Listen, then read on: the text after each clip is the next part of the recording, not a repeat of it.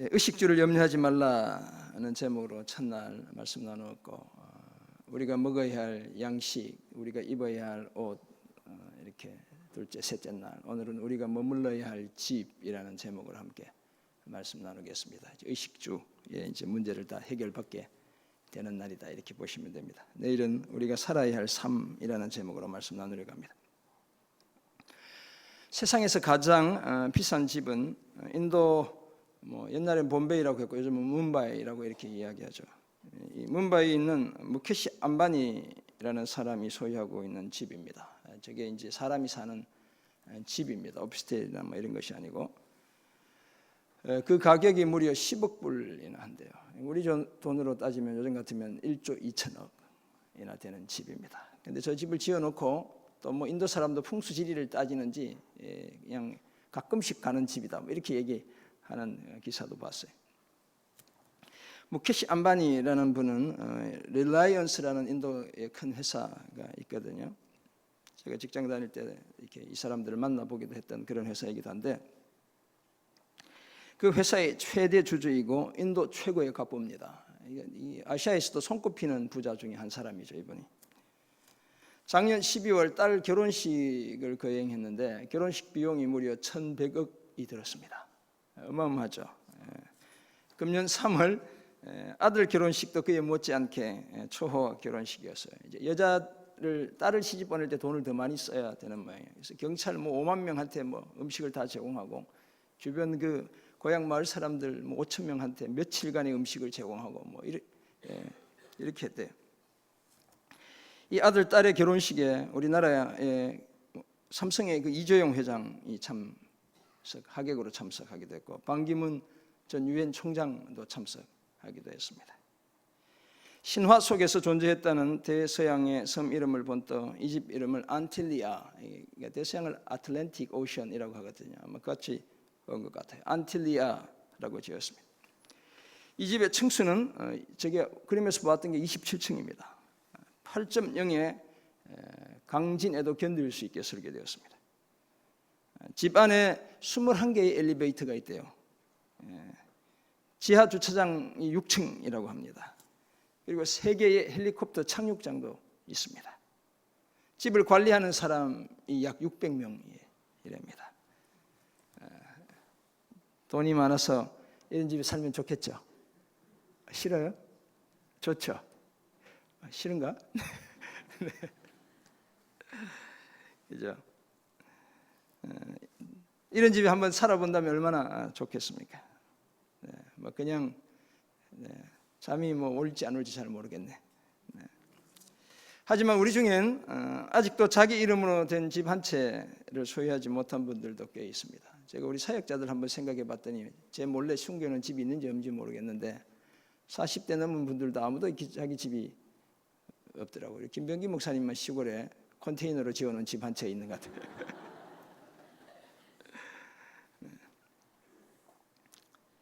저는 하나님께서 그런 모든 분들에게 속히 아늑한 보금자리 마련해 주시기를 간절히 소원합니다.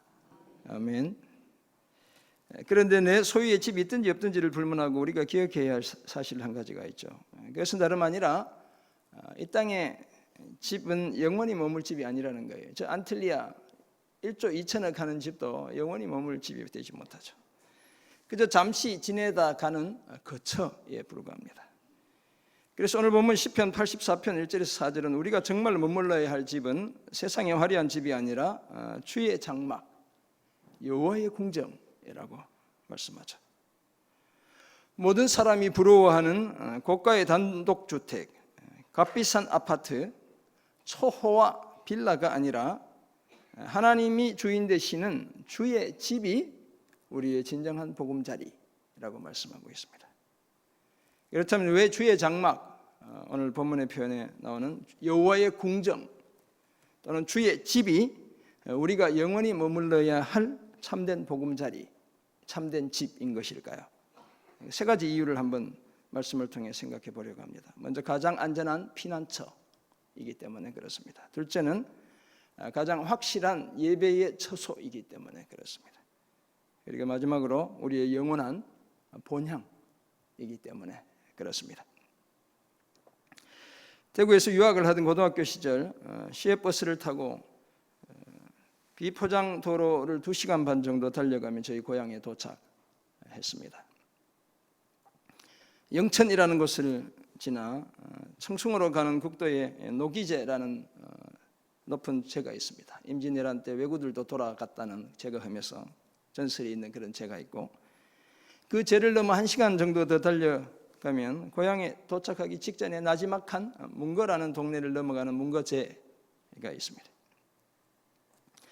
제에 올랐으면 오른쪽 차창 밖으로 저 멀리 아래로 마을 앞을 둘러 흐르는 누린천이라는 개천 뒤쪽 산 아래, 그러니까 이게 배산 임수, 저희 동네가 집들이 옹기종기 모여 있는 고향 마을이 한눈에 들어옵니다.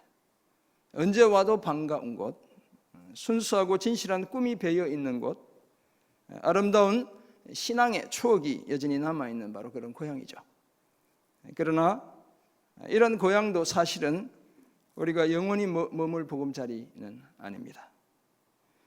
우리는 모두 이 땅의 고향을 떠나야 하고 정든 집도 결국 등져야 하는 존재이죠.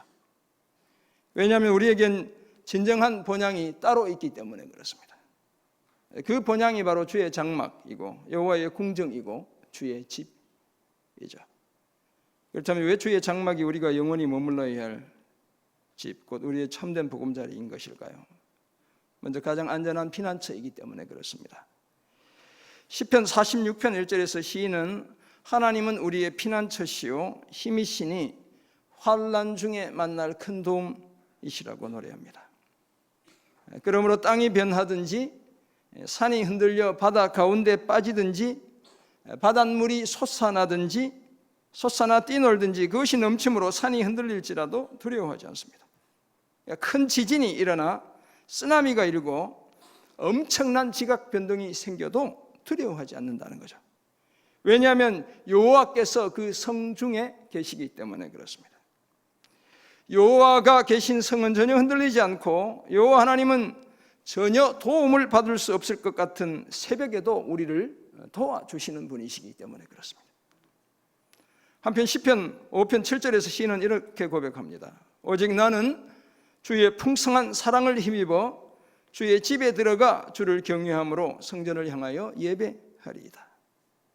그때 시인 주변에는 입에는 신실함이 없고 마음은 심히 악하고 목구멍은 열린 무덤 같고 그 혀로는 아첨하던 말은 속이다는 말인데 속이는 많은 사람들이 있었습니다. 그러나 주께 피하는 모든 사람은 다 기뻐하며 주의 보호로 말미암아 영원히 기뻐 외치고 주의 이름을 사랑하는 자들은 주를 즐거워하게 된다고 노래하죠. 여호와 주는 의인에게 복을 주시고 방패로 함같이 은혜로 호위해 주시기 때문에 그렇습니다. 주의 풍성한 사랑을 힘입어 주의 집에 들어가 주를 경외하고 예배하는 자에게 주께서 확실한 피난처, 보호의 장막이 되어 주시겠다는 약속이 이 시편 속에 담겨 있죠. 사랑하는 성도 여러분, 이 땅에 난공불락의 요새는 결코 존재하지 않죠. 높은 산 위에 세웠던 남미의 잉카, 마야 문명도 서구인의 침략 앞에선 속수무책이었습니다. 이스라엘 유대 사막 동쪽에 우뚝 솟은 거대한 바위 절벽에 자리 잡은 마사다 요새도 로마의 침략에 맞서다가 결국 비참한 최후를 맞이하고 말았죠. 약 960명이 서로를 죽이고 마지막 한 사람은 자살을 하고 여자 2, 아이 5만 살아남은 그런 비극. 로마에 맞서다가 무너질 것 같지 않았지만 결국 모두 다 죽어야 했죠. 이처럼 이 땅에 그 어떤 멋지고 안전할 것 같고 화려할 것 같은 화려한 그 집도 우리의 진정한 피난처가 될 수 없습니다. 오직 주의 장막, 여호와의 궁정, 주의 집만이 우리의 진정한 피난처이죠. 우리의 방패요 산성 되시는 여호와께서 주인으로 계신 여호와의 집만이 우리의 진정한 피난처인 것입니다. 지존자의 은밀한 곳과 전능자의 그 그늘 아래가 우리의 참된 피난처인 것이죠. 이 사실을 기억하고 인생의 크고 작은 위기 속에서 다른 그 어떤 곳이 아니라 여호와의 집으로 늘 피해가는 그런 저와 여러분 모두가 되시길 주님의 이름으로 축원합니다. 아멘. 여호와의 궁정이 우리가 영원히 머물러야 할 보금자리인 두 번째 이유는 가장 확실한 예배의 처소이기 때문에 그렇습니다. 시편 65편 4절에서 시인은 이렇게 고백하죠. 주께서 택하시고 가까이 오게 하사 주의 뜰에 살게 하신 사람은 복이 있나이다. 우리가 주의 집 곧 주의 성전의 아름다움으로 만족하리이다. 시인의 참 아름다운 고백이 소개되고 있죠. 주의 집과 주의 성전은 제사 곧 예배가 계속되고 찬송과 기도가 끊어지지 않는 곳입니다. 그래서 시인은 찬송이 시온에서 주를 기다리며 사람들이 서원을 주께 이행한다고 노래하고 있습니다.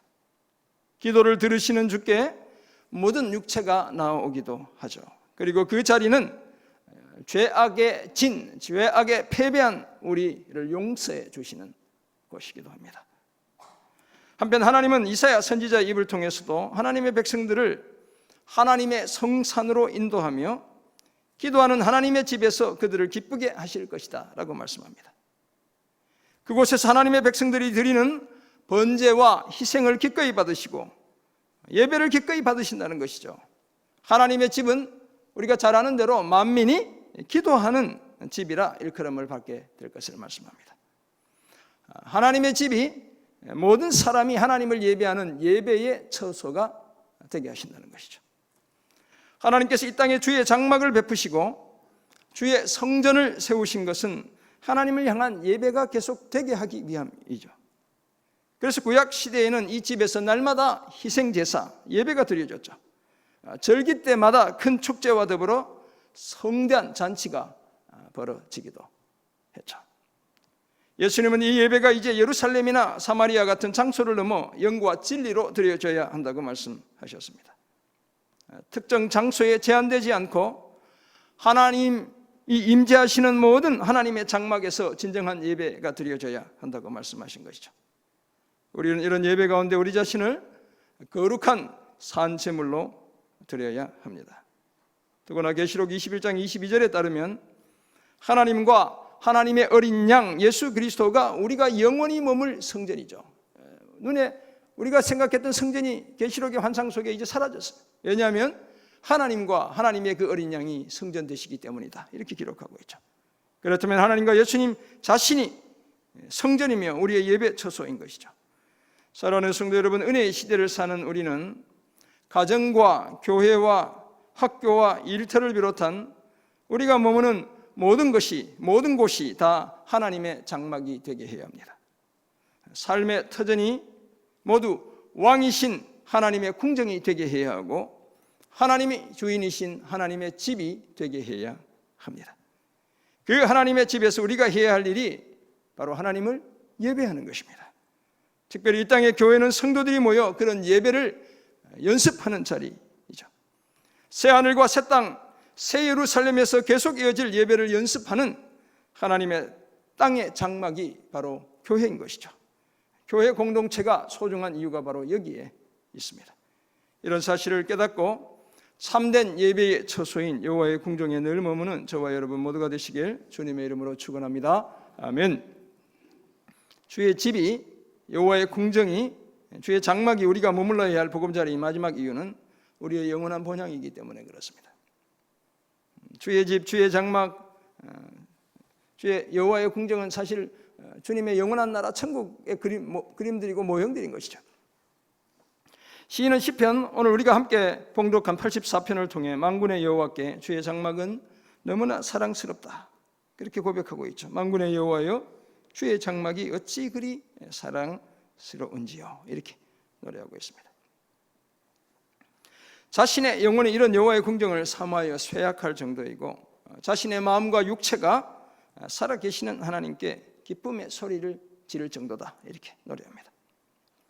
여호와 하나님을 나의 왕, 나의 하나님 만군의 여호와로 부르며 심지어 주의 제단 근처에는 참새도 채집을 얻고 제비도 새끼들 보금자리를 얻는다고 노래합니다. 온갖 새들도 안전하게 깃들 수 있는 그곳이 바로 주의 장막이고 주의 궁정이죠. 그런 주의 집에 사는 자들은 복된 자들이라고 노래하고 있습니다. 왜냐하면 그 집에 머물며 항상 주를 찬송하기 때문에 그렇습니다. 주의 장막, 주의 궁정, 주의 집을 너무나 사랑한 시인은 주의 궁정에서의 이 84편 뒤쪽에 보면 10절에 그런 내용이 기록되어 있죠. 주의 궁정에서의 한 날이 다른 곳에서의 첫날보다 낫고 악인의 장막에 사는 것보다 하나님의 성전 문지기로 있는 것이 더 좋다라고 노래합니다. 더구나 주의 궁정에선 여호와 하나님이 해가 되시고 방패가 되어주시죠. 은혜와 영화를 주시며 정직하게 행하는 자에게 좋은 것을 아끼시지 않는다고 노래하고 있습니다. 영원히 머물러야 할 본향이라는 거예요. 회복될 주의 성전에 대한 시인의 이 노래는 우리가 소망하는 영원한 본향 천국을 바라보게 하는 것입니다. 그래서 예수님은 보물을 좀과 동록이 해하며 도둑이 구멍을 뚫고 들어오는 땅에 쌓지 말라고 하죠. 너희를 위해 땅에 쌓지 말라고 말씀하시고 그런 것이 전혀 없는 하늘에 쌓아야 한다고 말씀하셨죠. 왜냐하면 그곳에 돌아가서 그 보물을 되찾게 되기 때문에 그렇죠. 바울은 이런 우리를 향해 우리의 시민권은 하늘에 있다고 말했습니다. 그래서 우리는 찬송가 479장의 가사처럼 영원한 본향을 오늘도 소망하죠. 이런 가사이죠. 괴로운 인생길 가는 몸이 평안히 쉴 곳이 아주 없네. 걱정과 고생이 어디는 없으리? 그 다음에 뭐죠? 돌아갈 내 고향 하늘나라. 2절 광야에 찬바람 불더라도 앞으로 남은 길 멀지 않네. 산 너머 눈보라 세차게 불어도 돌아갈 내 고향 하늘나라. 날 구원하신 주 몫이없고 영원한 영광을 누리리라. 그리던 성도들 한 자리 만나리. 돌아갈 내 고향 하늘나라. 이렇게 노래한 것이죠. 사랑하는 성도 여러분, 우리의 영원한 본향인 이 천국의 작은 모형이 예수를 믿는 우리 가정이고 우리가 함께 모여 이룬 이 교회 공동체인 것입니다. 그러므로 늘 가정과 교회로 돌아와야 하고 그렇게 반복되는 삶이 영원한 본향 천국을 더 사모하게 해야 합니다. 가정과 교회가 더 사랑스럽고 더 소중할수록 영원한 하나님의 집에 대한 우리의 소망과 기대도 더 커져가야 하는 것이죠. 비례해서 같이 커져가야 하는 것입니다. 우리는 단지 이 땅의 시민으로만 살지 않고 하나님 나라의 진정한 시민으로 살며 영원히 주의 나라, 주의 집, 주의 장막을 소망하며 살아가야 합니다. 이 사실을 기억하고 영원한 본향 주의 집을 사모하며 오늘 우리 가정과 우리 교회를 작은 천국으로 만들어가는 그런 저와 여러분 모두가 되시길 주님의 이름으로 축원합니다. 아멘. 바다의 파도가 멈추는 날은 하루도 없죠. 크고 작은 파도가 끊임없이 이는 곳이 바로 바다입니다. 밀물과 썰물은 날마다 반복되고 그 속에 끊임없이 파도가 계속됩니다. 때로는 엄청난 쓰나미를 일으키며 삼킬 듯이 우리 삶의 터전으로 달려들기도 하죠. 그러나 이제 우리는 두려워하지 않습니다. 왜냐하면 우리는 우리의 영원한 피난처 되시는 하나님의 집에 거하는 하나님의 백성들이기 때문에 그렇습니다. 환난 날에 우리의 도움이신 여호와의 궁정에 보금자리를 펼친 하나님의 자녀들이기 때문에 그렇습니다. 더구나 믿음으로 들어가는 영원한 천국이 저와 여러분의 본향이기 때문에 그렇습니다. 이 사실을 기억하고 우리의 진정한 피난처요, 예배의 초소요, 본향인 주의 장막, 여호와의 궁정, 주의 집에 영원히 머무는 저와 여러분 모두가 되시길 주님의 이름으로 축원합니다. 아멘. 우리 잠깐 기도하겠습니다. 하나님 아버지, 오늘 주신 말씀 기억합니다. 이 땅에 우리가 머무는 초소 비록 초라할지라도 주님, 아직도 내 이름으로 된 작은 집 하나 없을지라도 주님, 우리는 영원한 천국 소망하며 하늘 시민권자로 이 땅을 살아가는 하나님의 자녀들임을 잊지 않는 저희들 되게 도와 주옵소서. 우리가 진정 머물러야 할 집은 여호와의 장막이고 여호와의 궁정이며 여호와의 집이라는 사실을 잊지 않는 저희들 되게 도와 주옵소서. 가장 안전한 피난처 여호와께로 늘 피해가는 저희들 되게 도와주시고 여호와의 집에서 늘 주님을 향한 예배 쉬지 않게 도와주옵소서. 이 땅을 성실하고 진실하게 살면서도 우리가 돌아가야 할 본향은 저 천국이라는 사실 잠시도 잊지 않고 날마다 천국 향해 믿음의 경주 달려가는 주님의 사람들 다 되게 도와주옵소서. 하나님, 장막이 필요한 주의 가정마다 장막 틀을 허락해 주시고 이 땅의 안전한 보금자리 되게 도와주옵소서. 주님을 주인으로 모시고 아름답고 행복하게 사랑하며 살아가는 귀한 삶의 터전 주여 허락해 주옵소서. 감사드리며 존귀하신 예수 그리스도의 이름으로 기도드립니다. 아멘.